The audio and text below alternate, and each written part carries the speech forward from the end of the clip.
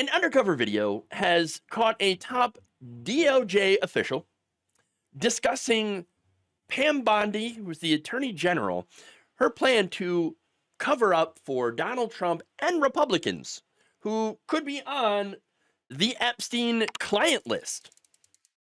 Now, the bizarre thing here is that this video actually comes from Project Veritas?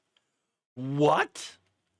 I know, insane that I am actually showing and agreeing with a Project Veritas video, but these are very, very strange times. Okay, very strange times indeed.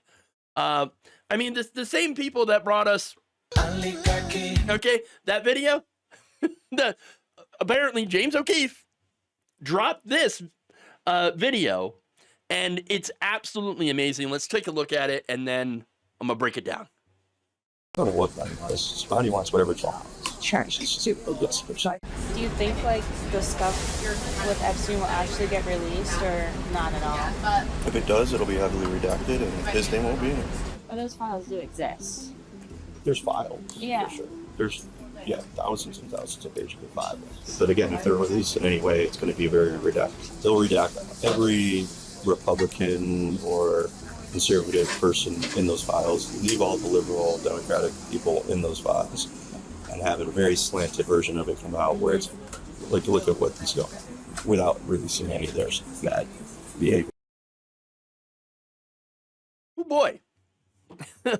That is Joseph Schnitt, who is the acting deputy chief in Pam Bondi's Department of Justice, basically spilling all of that to a date that he had met on Hinge, which turned out, of course, to be someone working for Project Veritas. It's your classic honeypot. Okay. Oh, I love it. Now, Schnitt told his date that the decision to move Ghislaine Maxwell, Epstein's associate, to a minimum security prison actually went against the Board of Prisons policies due to her status as a convicted sex offender. He said basically that this had meant that the Department of Justice was offering her something to keep her mouth shut.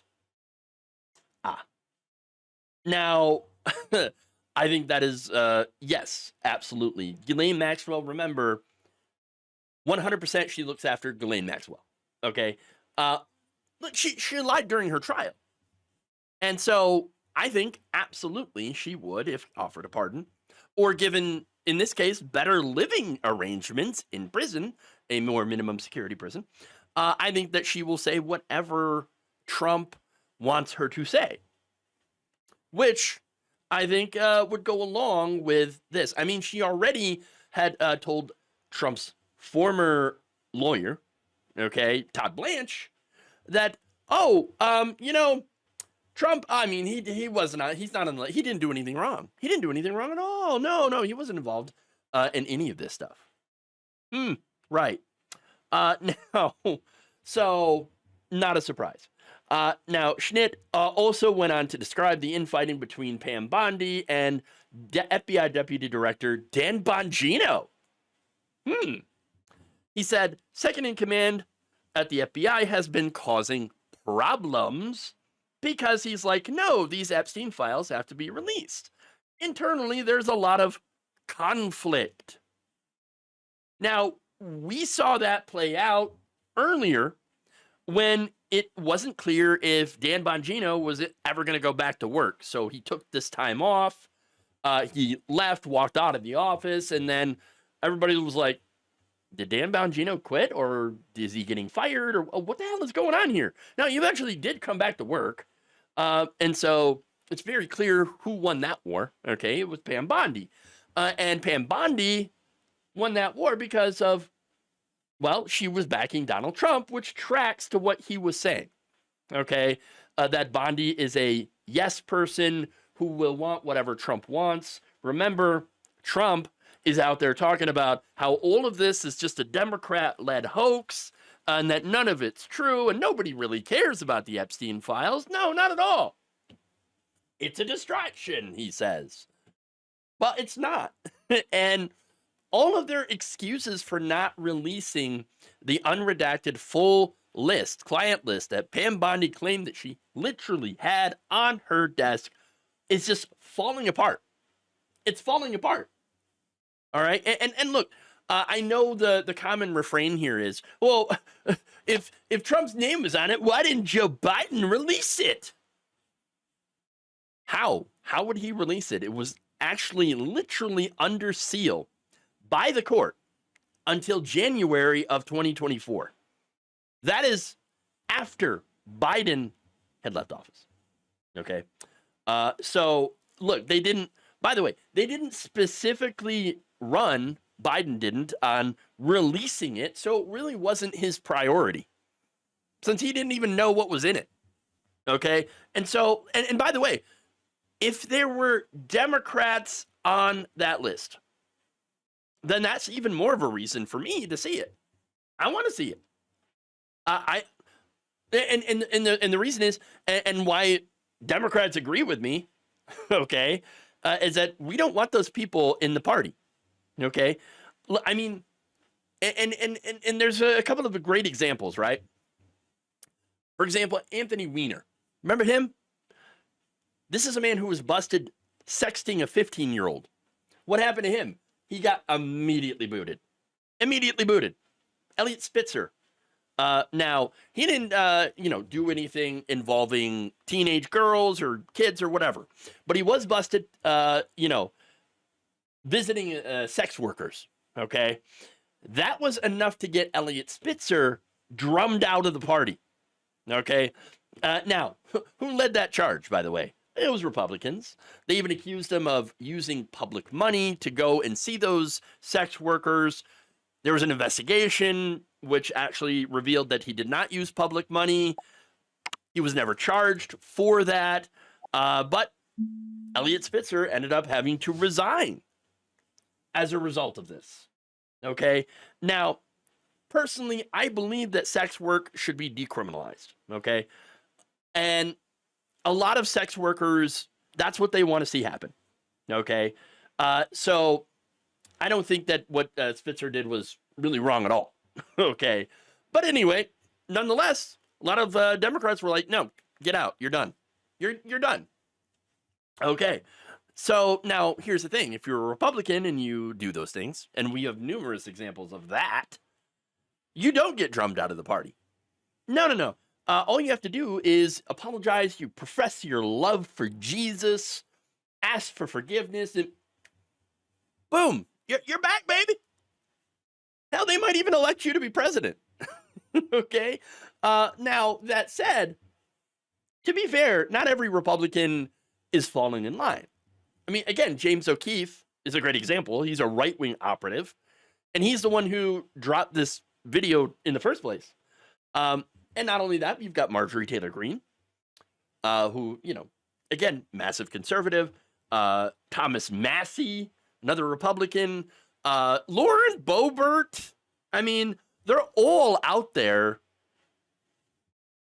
supporting the victims of Epstein, okay, and asking, hey, we should release all the files. So now, why haven't they released the files if there are no Republicans on it? Well, I have a potential explanation. There are thousands of pages of documents, this guy said. And if he's being honest, okay, about this and not just trying to impress the state, but if he's being honest, there's a lot of pages to go through. And it takes time and manpower to redact names from those documents. And so I believe what he's saying here. And I believe that that is the reason that they haven't released it yet, because they haven't gone through and got rid of all the Republicans and all the mentions of Donald Trump in these files. And so I think that that's exactly what they're doing. They're redacting his name. They're taking out all the Republicans, and they're going to leave, the liberals. Okay, if there are liberals or Democrats on it, or big donors that donate to Democratic causes. So now that said, I also believe that he was trying to impress his obviously. But, you know, because that's what guys do. Oh, yeah, I know all this stuff. But, I mean, with the ease that he was talking about all this stuff, I mean, that is pretty interesting. Now, that said, he's kind of backtracked a little bit, likely because of Bondi, okay? Now, in a statement he posted to social media, Schnitt claimed that the comments were, quote, my own personal comments on what I've learned in the media and not from anything I've done at or via work. In the media. So what do you mean by that? You have learned from media that Pam Bondi is going to redact all the names of Republicans and Donald Trump? Where would you hear that? Where did you hear that? I mean, certainly you wouldn't hear it from Fox News, would you? Or Newsmax? Or any of the Republican state media? I mean, maybe there is some right-wing media outlets or right-wing leaning media outlets that could be saying something like that. Again, some Republicans, some conservatives are concerned, and you know, yeah, and are very concerned about what's, you know, the Epstein files, and they want it to be released. I don't know. I haven't seen any examples of that, but that doesn't mean that none have. I'm just saying. That said, the DOJ put out a weird statement about this, saying the comments in this video have absolutely zero bearing with reality. Again, it's their own acting deputy director, and reflect a total lack of knowledge of the DOJ's review process. So are you saying, you admitting that you're hiring people that have no idea what they're doing in their job? I mean, this is like one of those very, very Trumpian type of statement, right? Where it's like, oh, the guy that I hired, you said, oh, well, what a great expert. I hired the best people, the greatest people, the smartest people. And then later on, they're like, what an idiot. I can't believe, who would hire this moron? Well, it was you. You hired the guy. You hired this person. I mean, it's absolutely, again, super comical, but absolutely ridiculous. I mean, what? That statement is so incredibly bizarre. Oh, yes, this person who's high up in the Department of Justice has no idea how to do his job. Then why did you hire him? Why is he still working there? Again, none of this makes any sense except for I think he's being honest about this. Okay. And I think that is exactly what they're doing. Now, that said, as a response to Thomas Massey's bipartisan resolution calling for the release of the Epstein files, the DOJ did release more than 33,000 documents relating to the Epstein case. That said, about 97% of that was already made publicly available. So we're not looking to find the stuff that was already released. That doesn't make any sense. No, what we want is the client list. That's what people are waiting for. That's what people want to see. And that is exactly what they're not releasing and why they're not releasing it. And here's the thing. I don't want to just get Trump. That's not the whole point of getting the client list. I want every powerful donor politician that is on that list, regardless of party affiliation, to face justice. I do not care who is on that list. If you raped a child, you should be done. Straight to jail. We're not messing around when it comes to pedophiles. Okay? That's it. That's it. We're not messing around here. But I know who is. Donald Trump's Department of Justice. Thank you for watching. If you enjoyed this video, please like, share, subscribe, hit the bell icon in order to get notified whenever a new video is released. And if you want to support independent, progressive media through this difficult time where it seems like everybody is shutting down, you can become a member on our YouTube page, you can become a subscriber on Facebook, or you can go to my Patreon. It's patreon.com/Jeff Waldorf. Thank you.